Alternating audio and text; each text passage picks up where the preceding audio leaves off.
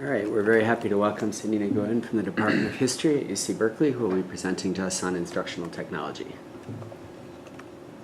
Instructional technology. I have to say, I was quite overwhelmed to think about presenting such a topic. I didn't know if I should present on the limitations of PowerPoint as a presentation tool, or Wikipedia and its resources, or the demise of students' attention span because of certain screens now, or even take a more philosophical approach to what is technology. So instead of these kind of grandiose types of discussions, I wanted to ground our discussion a little bit more on the application of technology, particularly in the classroom, and to share some of my experiences using technology, its limitations, and also I hope that you can learn from my experiences from messing up several times. So I had two exercises or two assignments that I did. One was an analog assignment, and one was a more digital assignment that I'll discuss now. So the analog assignment, so a little bit of context was this is week 3. We had gone over 1,500 years of Vietnamese history. And my goal for this was that I wanted students to start to think thematically and be able to process a huge amount of information. So the assignment idea was to have the students either work on a timeline or develop a thematic or visual display of certain themes that we had covered in class. And I had roughly divided the groups into groups of 2 or 3. And their assignment was to create this, these two different approaches, and I assigned them different tasks. The medium for this was I delivered and gave them a poster. Each of the students had a pen, and I allowed them 15 minutes to work on this. So that's the analog approach. So the digital assignment was about 5 weeks in, we were preparing for the midterm. And again, the professor had not really given a specific topic or what the essay question would be. So I wanted to allow the students to empower them and to kind of kickstart their thinking and how to address a lot of the questions that some of the topics that were suggested by the professor. So I divided the students up into groups again, and the students were tasked with coming up with somewhat of a rough outline to address the topics and to create the beginning of a thesis statement. The medium for this was Etherpad, which I don't know if some of you have used. It's a collaboration tool. It's almost like Google Docs that's available on B courses. It allows for real-time editing, and the students are actually, you don't see the author, it's anonymous, although the contributions are color-coded. Afterwards, the link is available online, so you can reference the link. So I will now show you some of the products of what the students produced. And I'll quickly go through this. I'll address it a little bit more in Q&A, because I just want to have time to kind of compare and evaluate. So I'm not there yet. So this is, sorry about that. So this is the analog. It's a little bit difficult to read. And it's a timeline, one of the timelines. You can see that this is one of the groups that produced this. It's color-coded. It was re-edited afterwards as we kind of regrouped and discussed the topics that they addressed. And then this is a digital approach, and it's very difficult to read, and we'll go through it. And you can see, you can't really see here actually, but there's about 5 different colors that shows the different students' contributions. So let's compare them a little bit. This is another one that was kind of a thematic list. So for both of them, like some observations I had was, even though I had, for the analog approach, given each of the students a marker, they were very, very hesitant to write on the poster board. They were very nervous about the presentational aspect of it, the finality of it. They designated a kind of a note taker, and it was quite limiting in that way. We had to do some activities to kind of engage more of the students. For the digital approach, because it was more anonymous, I noticed more participation. But something that I didn't plan for at all was the different ways in which 2 levels of conversation were occurring. As we were regrouping, we were discussing, I was responding to some of the students as they discussed and explained what they wrote. I noticed that some other students were actually real-time commenting and responding non-verbally to what we were saying. So what I found about that, at first I was like, is this distracting? But what I noticed about that was it was a whole different model of thinking about,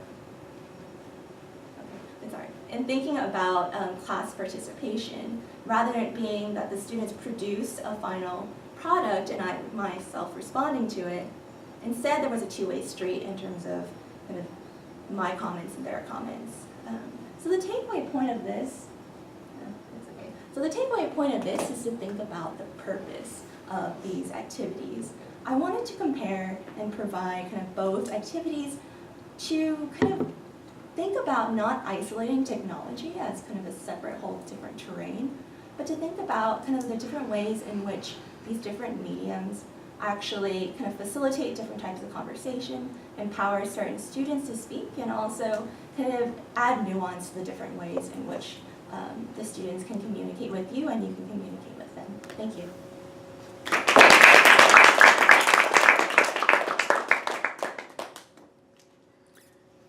All right. 5 minutes and 20 seconds. Okay, thanks. Allowance for technological failure. Yeah, I think it was because it was like too diagonal or something. Excellent. So compliments. I think a lot of our presentations are pontificating. Like, I think if we did this, or if we did this instead, it was really nice to like see actually something that had been done and like concrete. This is how. I'm not thinking students will respond better to this. Like seeing what students actually did when presented with a change. I also really liked that, and I thought you were very composed, even with like the difficulties of the technology, which let me kind of stay focused on what you were talking about in spite of distractions. So I thought that was great. Thank you. Sort of building off that, I think it was very obvious that you knew your presentation, what you were doing really well, because as soon as the PowerPoint went down, it wasn't like, oh no, what comes next? Like, I don't remember, you knew it and you kept going flawlessly. I didn't think the posters were that hard to read, and I thought it was just great to see a screenshot of a physical item. I didn't have time to bring it. I study history of the book and materiality, so I Gotcha. wanted to bring it, but I'm glad it was actually visible. Yeah, and it was really cool to see. I would echo Caroline's comment from last session, which is the PowerPoint didn't seem superfluous, or the slides didn't seem superfluous, and complimented the text well. I also liked your introduction, which was really engaging. Yeah, I thought that you just had this really nice balance between sounding really, really smart when you talk, and it's just really like, you can just like hear the intelligence like radiating over you. But at the same time, you come across really humble, like you don't sound like pompous in the way that so many academic presentations do. No offense, you guys. Present company excluded. Present company, mostly excluded. Kind of I really works. enjoyed this. How about some constructive feedback? Before that, could you just tell us about the slides.com technology? And Yeah, I just started using it again. I like it because it's very responsive and you can kind of edit it even like on your mobile device. I like it more than Microsoft PowerPoint, just because it's simple and clean. I actually got it from a tech event, so I found it appropriate for this type of discussion. I didn't know any responses to kind of how the coloring was kind of strange though, but any kind of feedback on the simplicity of it? This was like, I mean, obviously not something really under your control per se, but I did like have a little cognitive dissonance with like the slides and everything like not working and not pulling up in a presentation on instructional or classroom technology. I can't remember what your title was.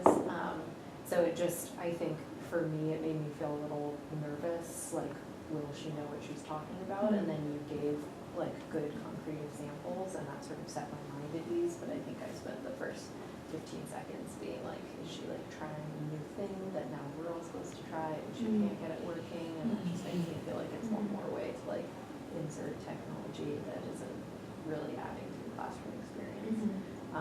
So that, and like, there's no way you could have known like what would happen with the cord and everything, but it just created a little uneasiness and confusion for me.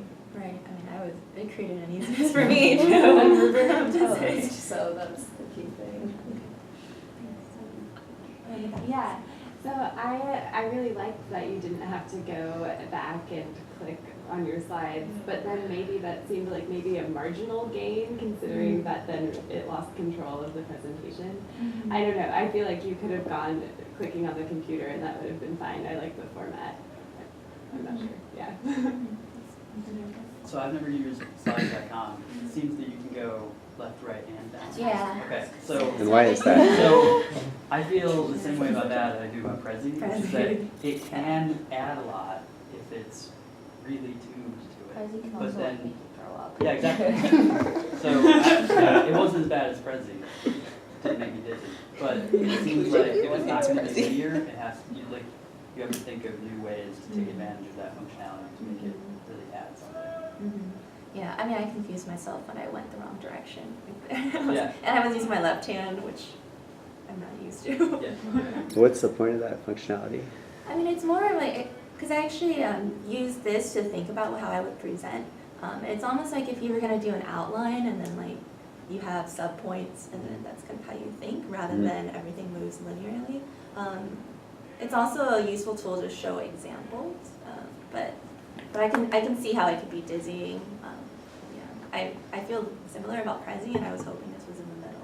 It also allows you to, if you were to do something so radical as like, based on the questions that you're getting in like a job talk, be like, instead of doing my case studies and then my quantitative, I'm going to do my quantitative and then my case studies, then you could reorder on the spot with like hopefully seamlessly, which sounds terrifying. But You don't have to, you don't have to put all your extra slides at the end. You can Yeah, put them in the middle. exactly. So it's Yeah. fine. The dizzying aspect of Prezi is when you like zoom Yeah. out. Yeah.